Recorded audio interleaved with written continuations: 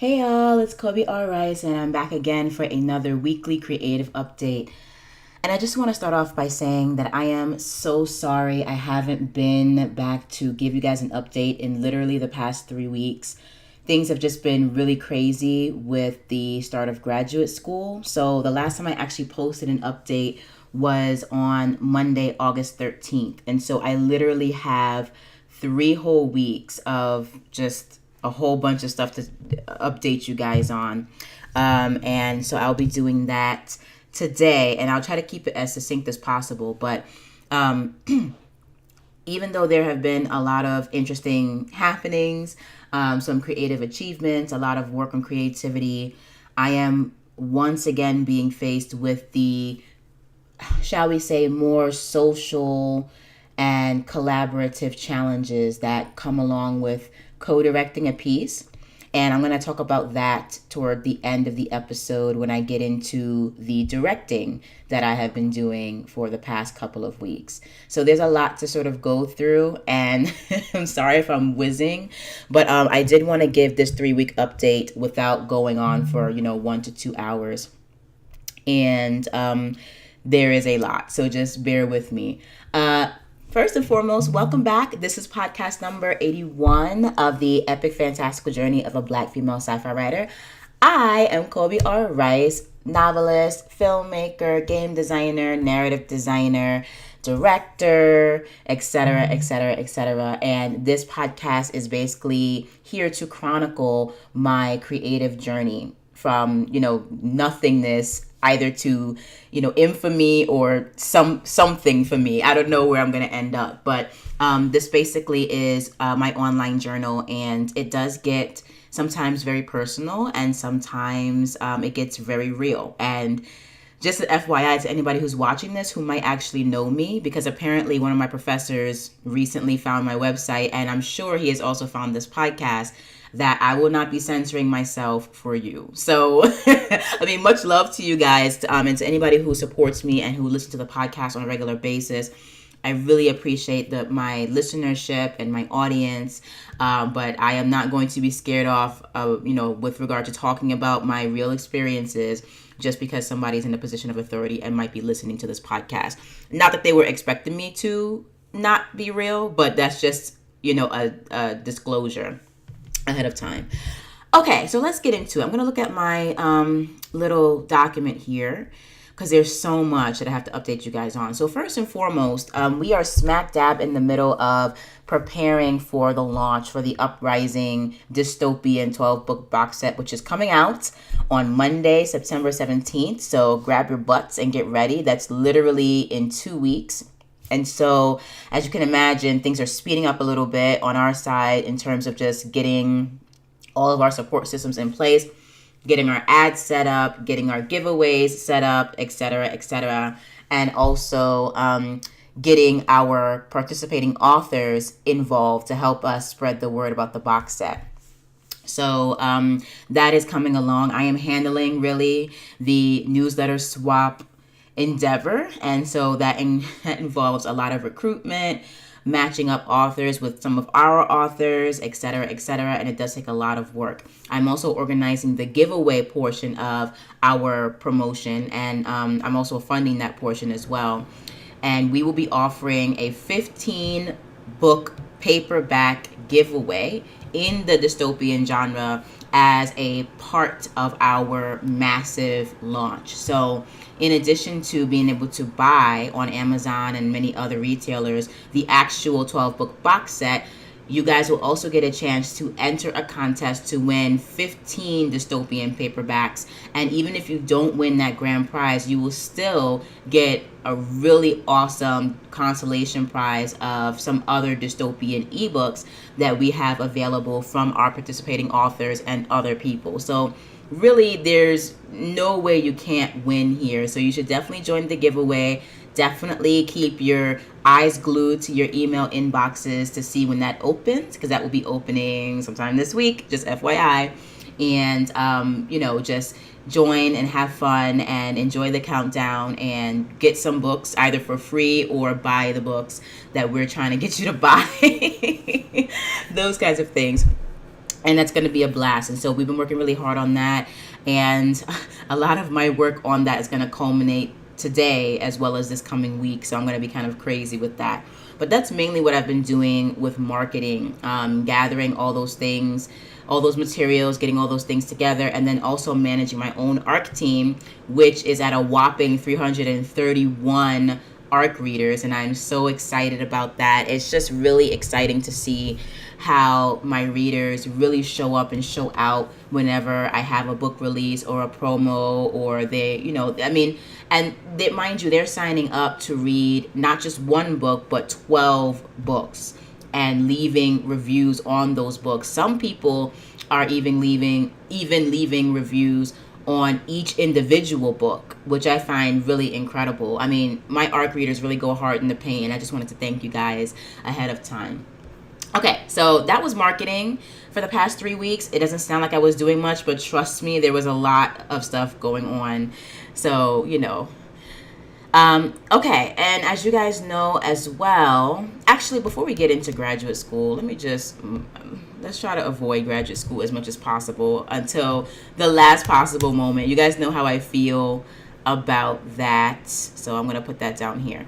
Let's talk about TV writing, because in the past 3 weeks, I've been able to not only work on the Camille TV series and the Ezekiel TV series and another TV series that I am thinking about and developing called Surrogate, but I also finally was able to finish the first module, which is essentially composed or comprised of 11 different lessons. I was able to complete the first module of the Create Binge-Worthy TV, course series, okay? Sorry for my lost train of thought. I'm a little bit loopy today. But I was able to finish that course. That course is essentially broken down into 2 major chunks, and each chunk is comprised of 11 to 12 lessons each. So I finished the first major chunk, which has the first major 11 lessons, in terms of going through all the material, synthesizing it, creating my own templates, and basically creating a really amazing, comprehensive starter template for any TV series that I ever want to develop. Now, you guys know that I've already been working on my own TV development template for a TV series, and I've been doing that for the Bohemian Badass as well, independently. But having finished this course has allowed me to enhance that template for myself in ways that I could have never imagined, and so I am really excited about that. That took a lot of time, a lot of effort, and just a lot of, working through material, figuring out what's great and what's actually not so great, and synthesizing it and repackaging it. It took a lot of work to create this template that I'm working from now, and I'm sure I'm going to have even more work ahead of me when I do the second half of this course, which it basically deals with taking all that template information that you've developed for your TV series and turning it into a really beautiful TV series Bible. So, I guess the first part of that was the how to develop a TV series. And then the second part of that is how to present your TV series in the form of a TV series Bible. And I'll be getting to that in the coming months in my spare time, obviously, because I have a lot on my plate this semester, not just with publishing and Rebel Ragdoll Press and the newest release of our upcoming box set, but also with my own endeavors as a novelist individually, with graduate school, directing, etc. So there's a lot on my plate, so I'm going to try my best to keep up with the TV writing, but that will be pretty much on the fringes of what I do this semester, at least until this directing opportunity has concluded. Okay. So let's also talk about the Bohemian Badass. I have been working on the Bohemian Badass. We have not released our first post yet. That is actually due to come up this coming Wednesday. So that's going to be kind of a crunch, but it's going to happen. I need to launch the Bohemian Badass. I've been working on it all summer, been kicking ass on the website, kicking ass with just everything that I've done, both behind the scenes and on the main stage, in order to get this up and running. And I am not at all willing to abandon the Bohemian Badass now. We're going to just push harder and stronger and just keep up with everything that I promised we're going to do, which is relaunch the Bohemian Badass with brand new content, brand new information, and a whole new look. So that is coming up. But what I have been working on the past 3 weeks are the legal forms and the legal disclosures that I really want my website to have. So the privacy and comments policy, the copyright policy, terms and conditions policy, the cookie policy, the return and refund policy for when we open our stores for digital products and for physical products, and our affiliate links policy. I took some time to really work out in legalese through termsfeed.com all those different protections that I need to have on my website. And so I did that, and I uploaded those to the website. And each one of those policies is available in full disclosure for you guys to read and understand what your rights are as users.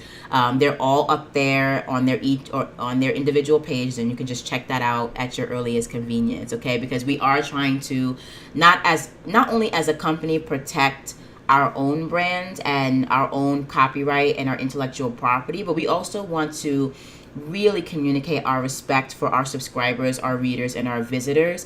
And you do that through just being open about cookies, affiliate links, about terms and conditions, about copyright, just so that everybody knows what their rights are. They know who to contact if they feel like their rights have been violated. We know how to contact you if we feel like our rights have been violated. And it just creates an environment of respect and of boundaries and standards that everybody will basically adhere to make engaging in the community safer, happier, and more comfortable for everyone. Eventually, we will have community groups on the website. We will have, email lists and email groups on the website, because some people might, for example, be more interested in joining the TV writer tribe as opposed to being a part of the novel writers tribe. And so we want to, as our community grows and as our niche communities grow, we want to make sure that we are respecting everybody's privacy and that we're creating a safe, happy, healthy, non-toxic online environment for everybody to thrive in and to grow their work in. So that starts at the beginning, and I'm starting that now. All right, so that's basically what I'm doing right now. And that is what I took care of in the past couple of weeks. And that's pretty much that. The main thing coming up for the Bohemian Badass is, again, the relaunch of our brand, our podcast for next week, and our first blog post for next week. So I'm excited to get on top of that. I'm trying to sort of decide what blog post that's going to be. There are so many different topics I could talk about, but I will pick one and I will have it up and posted on Wednesday. So no worries about that, okay? What else? Okay, and I have another brand that I actually, unfortunately, can't really talk about. It's one of my subsidiaries that has been rebranded in a certain way to help out with single mothers and single mothers who are creatives and Black single mothers. And the reason why I can't really talk about it on this particular podcast is because I've chosen to create that brand online anonymously for a bunch of reasons that I'm not going to really get into too much on the podcast, but just in conclusion, in short, on places such as Twitter, Instagram, YouTube, Black women, especially dark-skinned Black women, are often targeted and attacked. And this is not to say that trolls don't go after people who are white or Hispanic or male or whatever, but dark-skinned Black women are like really, I don't know what it is about how people feel about us, but it's like we have a target right on our foreheads, and we get the brunt of a lot of online abuse. And if someone is trying to be on there empowering single mothers and Black single mothers and creative single mothers, there have been instances where women are getting attacked, threatened, doxxed, they're getting stalked, harassed, they're just all these crazy things. And I just don't want that kind of drama, honestly. So for now, I will be helping out my single moms from behind a very beautiful veil, but it is a veil nonetheless. And when I feel safe enough, to reveal the name of that brand on this podcast and to the world, then I will. But what I'm seeing thus far from a lot of the Black female content creators, YouTubers, and Instagrammers out there, a lot of them really get unfairly targeted, doxxed, attacked. They're getting threatened. A lot of them have lawsuits out against these psychopaths who are threatening them, etc., etc. And it's just not fair to have to ask us to live in fear. And I'm certainly not going to live in fear by connecting my face and connecting my brand to, another brand that people find offensive or find controversial, even though the brand is existing specifically to help women.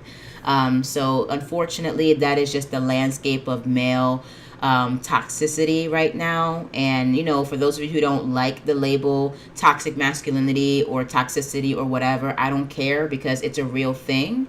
Fragility is a real thing. And if someone could come on to a national platform to help people and still get death threats, then I feel very safe in saying that there is a toxic culture out there that needs to be addressed. So for those of you who, are not really willing to acknowledge those sorts of dynamics, you can do that all you want, but I'm still not going to reveal my face on that particular brand, basically.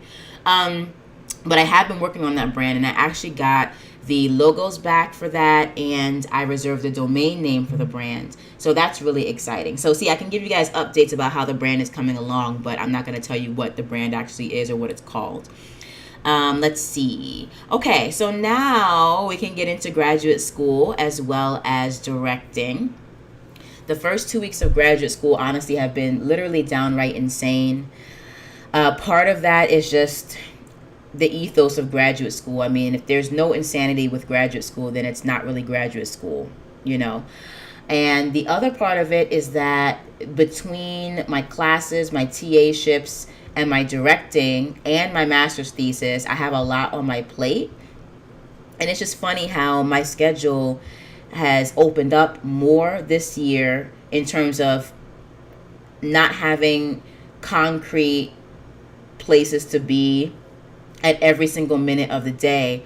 But it doesn't mean that I don't have a busy, insane schedule. My schedule feels busier and more insane than it has in the past 2 years, and that's because of all these things that are happening. So even though I'm officially only enrolled in 6 graduate credits, the workload for those credits are really insane and out of control. And this is especially true with my directing opportunity that I'll get into in just a second. So I have the workload for that, and then I have the social and, again, collaborative issues that are certainly cropping up again around that. But this time, I'm being a little bit smarter about it. So with graduate school in particular, the first week was just like sort of getting our bearings, preparing for the crazy semester that's coming up, getting the syllabi, figuring out like what we have to do for our courses, etc. And then like a dummy, I signed up because we have to teach 2 classes this semester for this one graduate seminar that we're taking. And because I like to get things out of the way, I signed up for the first open slot, which was in week 2 of graduate school. So these past 2 weeks have been insane because I have not only been tasked with the directing stuff, with my TA-ship stuff, and with staying on top of the homework for this other seminar, but I also then had to prepare an entire damn near 3-hour lesson plan for this seminar. And so that had a really hard workload on top of what I already had to do. And so when this week was over, because we have that on Wednesday, so when that was over, I had to immediately switch my brain into casting mode, because we're now casting, well, we're sort of coming to the end of casting, but we're casting for our fall studio show. And so the past 2 weeks have just been really insane, time-wise and meetings-wise and just emotionally and all those crazy things. On top of that, as you guys know, this is the semester where we have to really go hard on our master's theses. And I did start, working on it, but I am already, as of, today, essentially almost 2 weeks behind in my schedule for my master's thesis, which for me is pretty unacceptable. But in general, I'm not being too hard on myself because there is a legitimate excuse as to why I'm not where I need to be. But it also proved to me how quickly the time goes. I mean, we only have 16 weeks in the semester and we're already in week 3, and it went like that. So I don't want to lose track of time and lose track of my master's thesis by drowning in all these other things. And that's what I'm basically trying to avoid when it comes to, my directing opportunities. So yeah, with graduate school, that never rests. I actually got my first 2 assignments back that I have to grade for, I'm thinking it's about 150 students. So I have maybe about 300 assignments to grade. I do have to offload some of that work to my co-TA, but I don't know, how that's balancing out quite yet. I have to figure it out. But I have assignments to grade. I have homework for that seminar due every week, and then I have to be deeply immersed in directing, which it takes a lot of emotional and mental and intellectual labor, especially when we're having rehearsals every single night from 6 to 10. And you can't just show up to rehearsal and just rehearse necessarily. Like, you do need to go in with a directing plan, and you need to be cognizant, direct, move bodies around in space, develop performances, etc.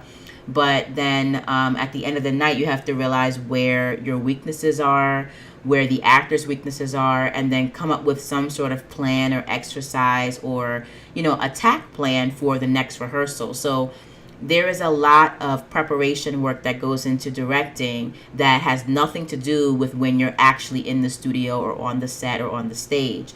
And people tend to underestimate that, I think, when they're going into a theater directing opportunity or even a film directing opportunity. We underestimate just how much we have to live and breathe the production. And I actually have no problem with that because I'm really excited about the production. But there have been certain things that have been happening thus far with the production that, if not checked right now, can really end up getting out of hand. So I'm going to just transition into, instead of being cryptic about it, I'm just going to transition into what my experiences have been in the past couple of weeks with directing our up and coming show. Let's see. Let me just look at this really quickly, make sure I didn't miss anything. Okay. Because even though I'm kind of cray-cray, I still really enjoy like the hustle and the rush of like getting things done and stuff like that and directing. So I'm trying to go through this with a smile on my face. Okay, so for directing, basically since the semester started, we've been hitting the ground running.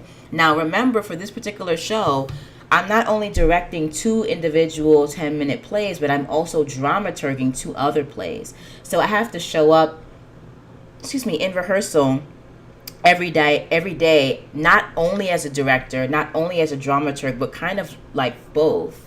And that can be a potential challenge,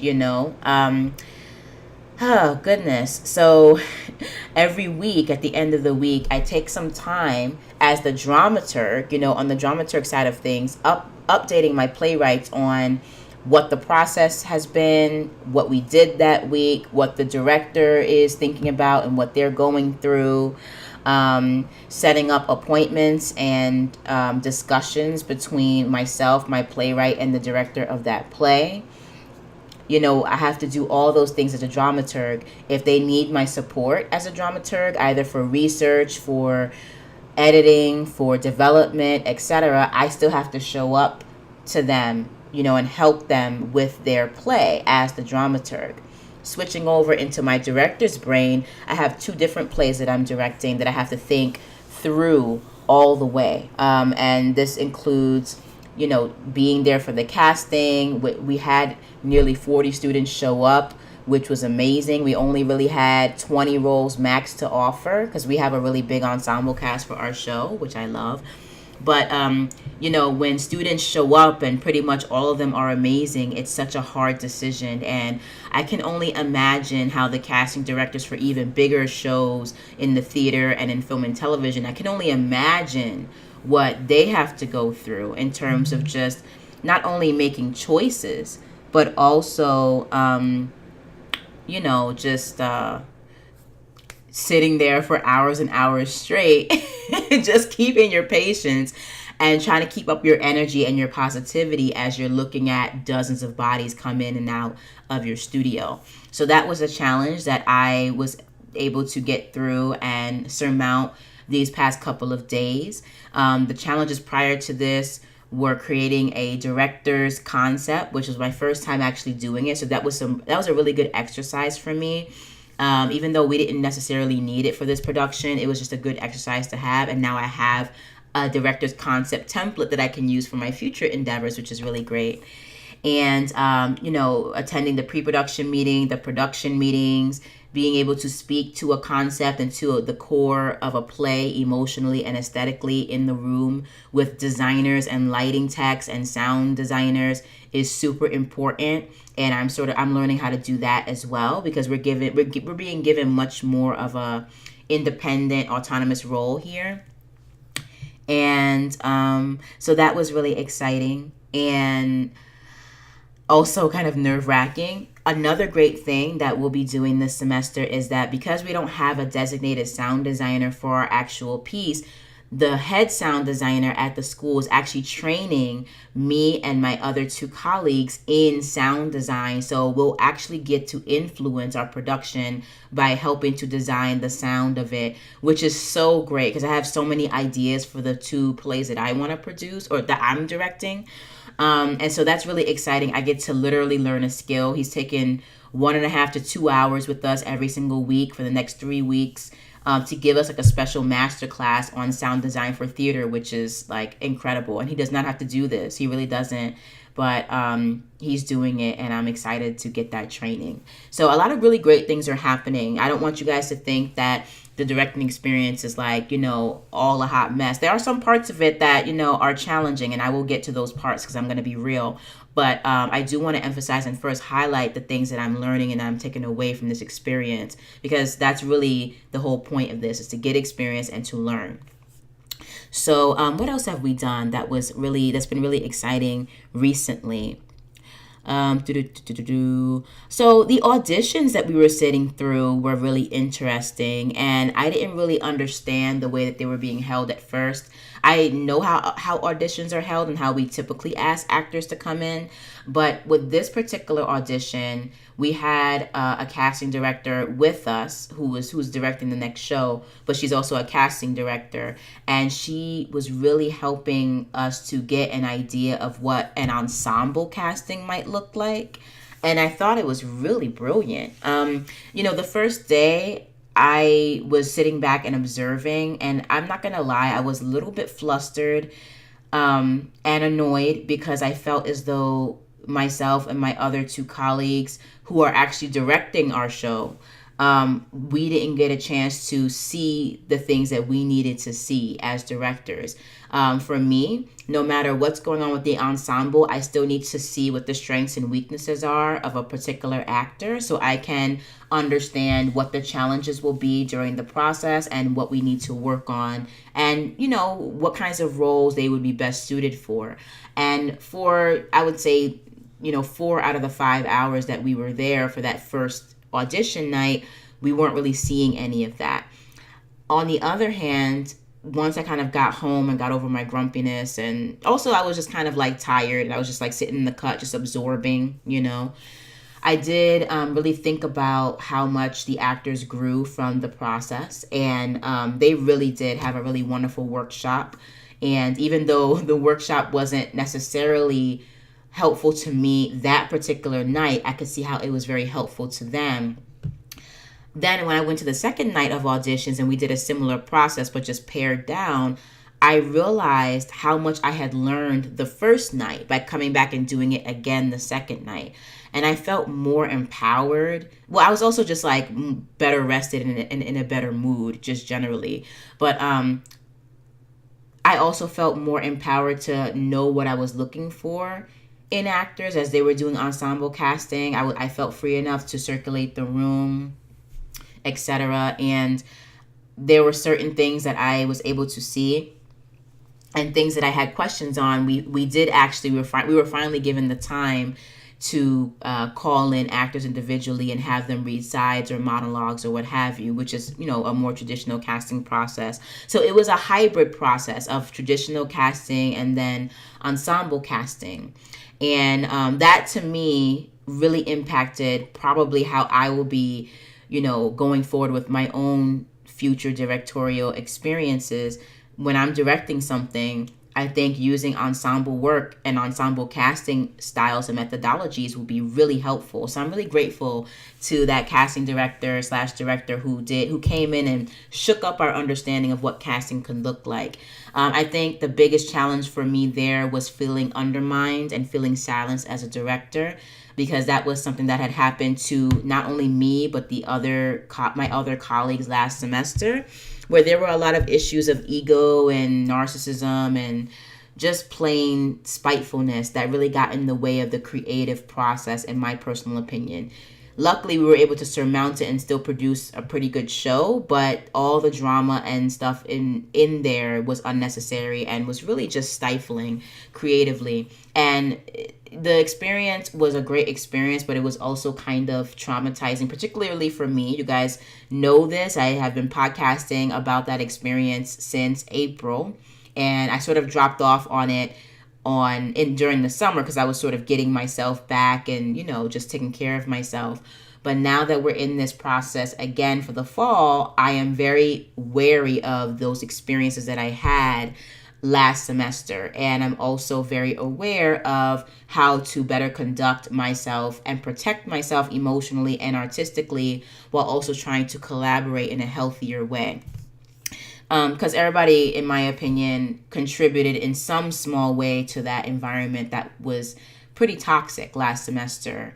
I'm not going to take full responsibility because I don't think it was mostly my fault, but I was still involved and part of it was still my fault. So I have to take responsibility for myself in that.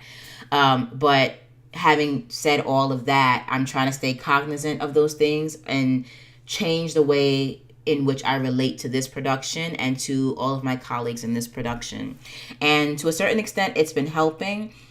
In another way, it has not been helping, because how I started off with this directing experience was I realized that we were going to have more autonomy and more power, but that there is still some essence of certain entities needing to have control over the production. And at first, my instinct was to push back and to fight against that, because I feel like it's genuinely our production. And then I thought to myself, you know what? I'm not going to be stressed out. I'm not going to be upset. I'm not going to get traumatized again by giving pushback and then literally getting mowed down in the process and having my whole creative spirit destroyed. I'm not going to do that again. I love myself. I love my sanity. I love my self-care. As you can see, I got my nails done. I'm looking very cute. I have my lip gloss on. The self-care game is definitely on fleek. It's been on fleek most of the summer. It's only stepped its game up recently. I'll talk about that in the end. But, I'm feeling very good. I'm working hard, but I'm also actually playing hard. And that includes taking care of myself, just loving myself, and I'm not going to sacrifice that for anybody. And if I have to do things like, for example, like be quiet or pull back or allow others to kind of step forward and take charge or make decisions, I'm going to let that happen, because I'm in a more receptive feminine space this semester, and I'm going to keep exploring that space of receptivity and femininity. And keep developing and growing that, as opposed to continuing to step into a very masculine, ambitious, fighter's energy. And there's nothing wrong with either one of those energies. I love both of those energies and I love embracing both. But I realized that just generally, as a creative, as a professional, as a graduate student, I am a go-getter. I am organized. I know what it is I want and I go after it, and basically just don't get in my way. I don't try to do anything that hurts other people ever. But if people or things set themselves up as obstacles, that is a very bad thing for them when I see something that I want. And, that's great for building my fempire, for growing, for expanding myself, for literally aggressively pursuing what it is I want out of life. I have a very strong hunting instinct and I follow it. And I usually end up catching my prey or getting my goal, whatever it is. But at the same time, those who hunt a lot tend to also be the first ones mauled by the creature that is standing in their way. And, for the most part, I can take maulings, but recently I've just been more interested in staying at the middle of the pack, sometimes at the back of the pack, and letting others hunt for a change. And also taking on, again, that sort of more yin, feminine, receptive, soft, just spiritually pretty energy that's not necessarily about going and grabbing and getting. And it's really working out well for me. It's helped. I'm a lot happier. I look a lot better. I feel better. I'm sleeping better. And I'm just trying to engage with that energy while at the same time make this production a success, to bring it back to directing. And so I feel like for me, it was really important to take all those lessons from last semester, think about what my goals are for myself personally, professionally, and creatively this semester, and come up with some sort of protection plan for myself that would still get the project done, but also preserve what spiritual energy and emotional energy I have left. And the main ingredient to that protection plan was just to, again, be quiet, step back, let others kind of take the role, let others slay the dragons, let others fight the battles. And, my only job for me this semester is to do a good job and bring these works to life on stage in a way that is helpful to the playwright and that is impactful to the audience and that is a growing experience to the actors. That's the first role that I'm playing. And the other role that I'm playing this semester is to not be crazy while doing all of that. Those are my two major roles / goals for this production. And, unfortunately, I think some people have been taking my reticence or my reservedness as lack of interest. And it's just really funny because when you're a go-getter and you're the hunter, people are offended by how you hunt or the fact that you feel entitled to get this or that you feel like you should fight for that, especially if you're fighting them for something. They don't like when you're aggressive, but now they also don't like when I'm passive. It makes people uncomfortable that I'm not the first person to speak in the room anymore. It's just very interesting how, as a person, I can't be either or without somebody having some sort of problem with that. And my own concern at this point is just defending my own territory, which is reserving the right to making casting decisions, blocking decisions, development decisions, etc. for my two plays. That's all I really care about. Everything else, I'm not really fighting crazily for, and I'm not going to stress myself out over. So, having said all of that, what I have been struggling with this entire weekend since the casting has been finished is the fact that I'm noticing that I think a couple of my colleagues don't necessarily trust my instincts. And I talked to you guys like a few weeks ago to maybe a couple months ago about trusting your creative instincts and how the only times I have ever failed in my entire life have been when I did not trust my instincts. In romance, in business, in finance, in family life, especially in family life, oh my goodness, and in my creativity. Every single time I have not trusted my instincts, it's always ended up in disaster. That was a big part of my anger for last semester, was that my creative instincts were constantly mistrusted. They were constantly trampled upon, or I would make a decision and then the people involved would go behind my back and change the script, change the blocking, change, just key elements of my storyline, literally whittling it down until this one particular storyline, my storyline, seem like a sideshow act as opposed to an integrated part of a whole. And it was just really, really hard and horrible. And at the end of the day, I got the rap for being the bad director, even though I had people literally sabotaging my show the entire time, my part of the show.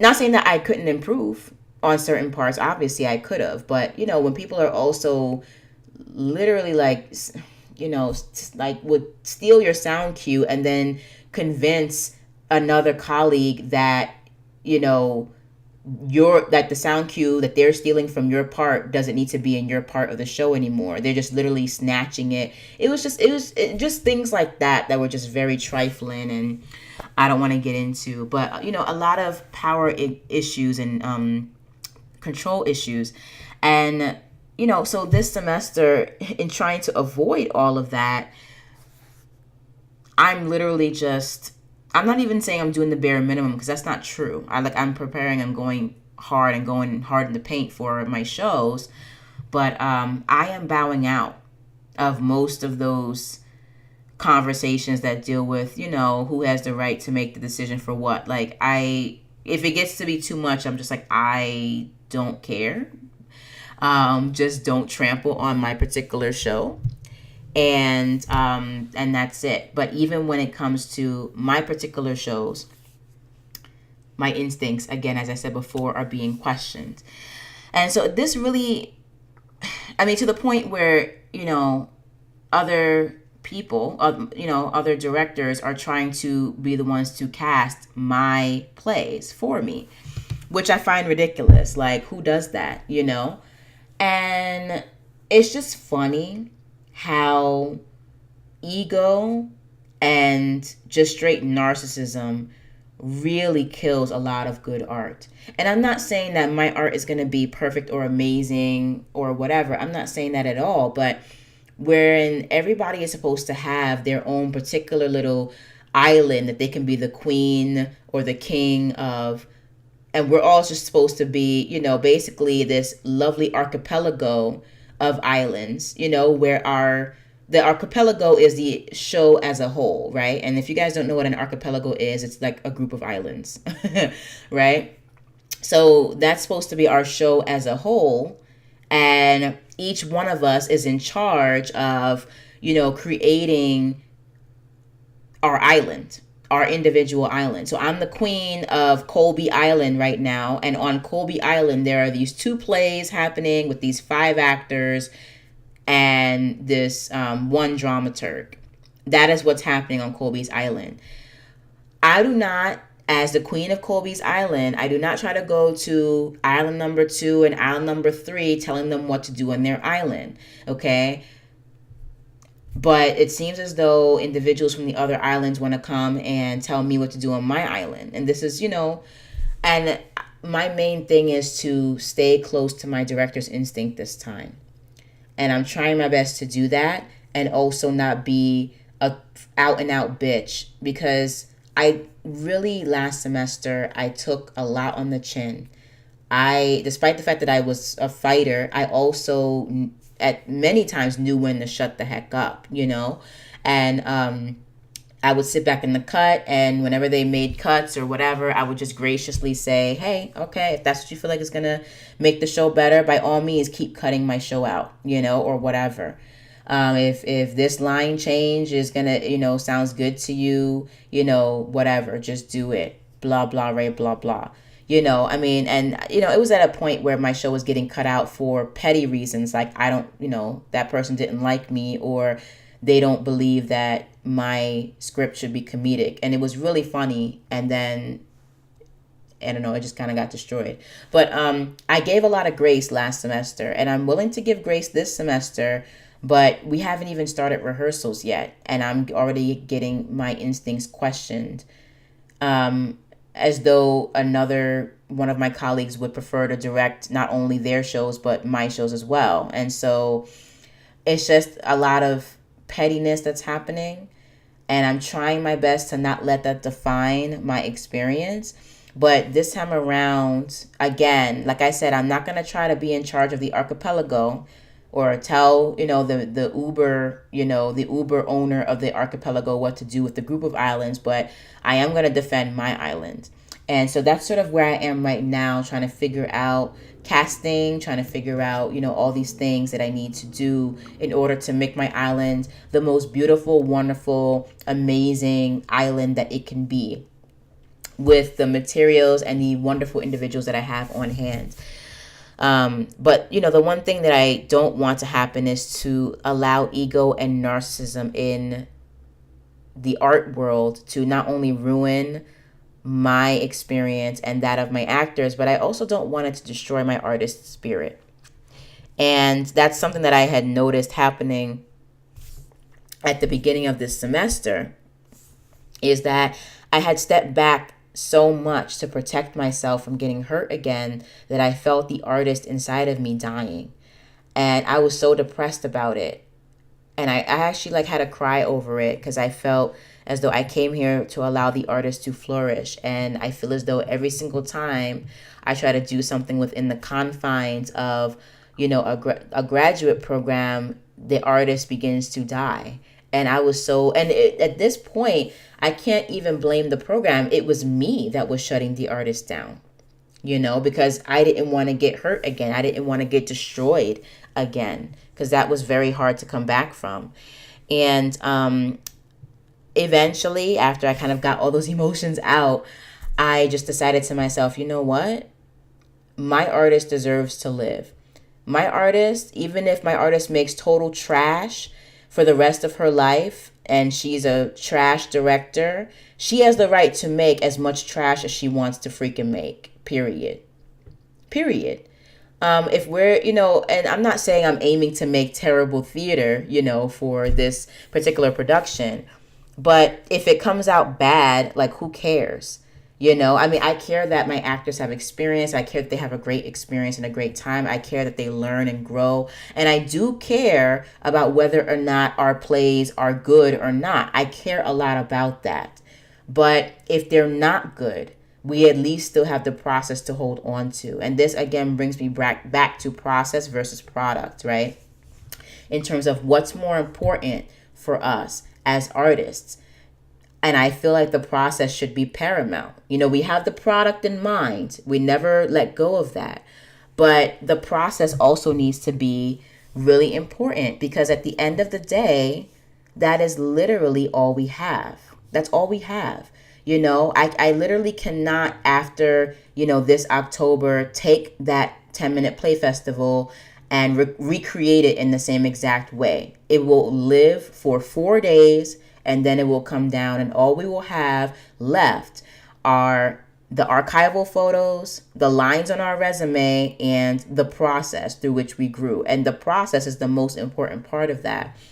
And so, I'm trying to sort of keep my eye on that prize and just tell myself that it's okay to be bad. It's okay to have your first foray into directing and for it to not be perfect. It's okay to make decisions that weren't the best decisions, and that, you learn from. It's okay to make mistakes and learn from them. And, the perfectionist attitude of some of my colleagues and some of the people involved in this is sometimes obscuring my perspective of just stepping out into the world and learning and taking my knocks and just growing and developing and learning from my mistakes. And that's what I'm going to focus on, is the process, is taking an actor who might not be strong, or, taking a script that might go on too long, or, taking, a stage that looks really sparse and bringing it to life. That is my job, to take all those things and to make them, if not better, but different at the end of it. And I'm not going to let anybody stand in my way just because they thought that my last production wasn't up to their standards, especially if those are the same people who were sabotaging my part of the production last semester. So, in conclusion, screw you to those people who are involved with the process, who do not have faith in how I do things. I don't care because I have faith in how I do things. Sit on it and rotate. We're going to have a great production. I'm still going to come in smiling and being nice, and doing my thing and trying to be a good colleague and a collegial colleague.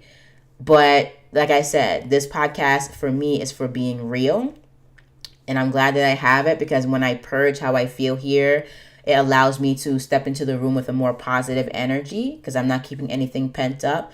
But my attitude is I'm going to show up. I'm going to kick ass. I'm going to make the decisions that I feel I need to make for my part of the production. And I expect all my decisions to be respected.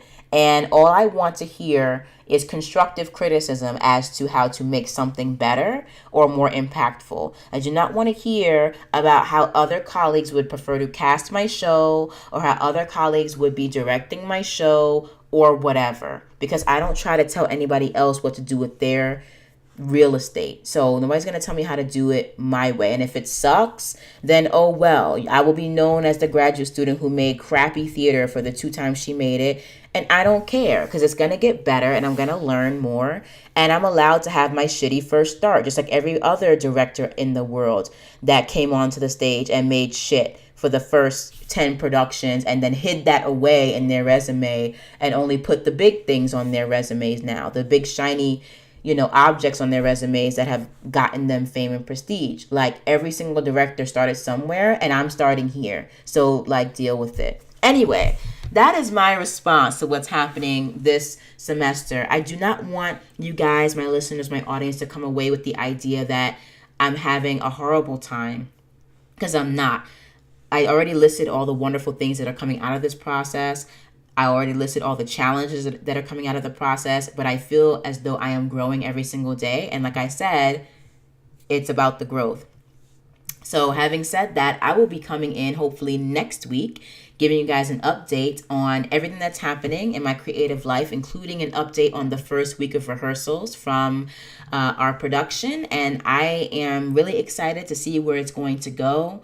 I actually have some time and space to get more things done and to immerse myself a little more deeply in the directing. This coming week, I'm going to be working more on my master's thesis and catching up on my timeline, doing my graduate seminar, although honestly, that's literally the last priority on my list right now. And yeah, just on top of everything else, taking care of myself, okay, including, my exercise, eating right, sleeping well, not just working hard, but playing hard and having fun and being a girl, doing my nails, doing makeup for the first time in my life, just, shopping, getting clothes, just enjoying life that I have not enjoyed in a way that I have not enjoyed literally since about 2013. So this semester, this year is about Colby, self-care, getting creative experiences, doing my thesis and wrapping up this degree while I'm also developing my other businesses like the Bohemian Badass and of course always working on Hollow Point, which I'm also going to be releasing this year. So as you guys can see, I do not have time for the foolishness or the BS or for anybody's hateration. So I'm just going to go and do my thing. And I do want to leave this with you guys that you should always continue to do your thing. No matter how much your thing might suck, quote unquote, or how many people might not trust your instincts or people might not like your work or might not even like you, who cares, okay? You're here, you're unique. You need to use your art to express your unique point of view because that's what's going to survive beyond you. When you're lying dead in your grave and your generations are going on without you and your grandkids and your great-grandkids are getting older, all you will have to leave behind you are the works that you have made for the world and the people that you've impacted. So why not impact people in a positive way? And why not create works that will live beyond you? Why not? Even if they're all trash, who cares? Okay.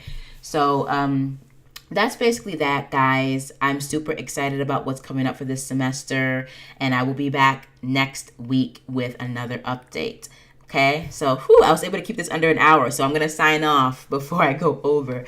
So stay creative. Keep it indie, stay badass, keep creating, and I will talk to you guys next week. Mwah. Oh, let me do it right this time. Mwah. Bye.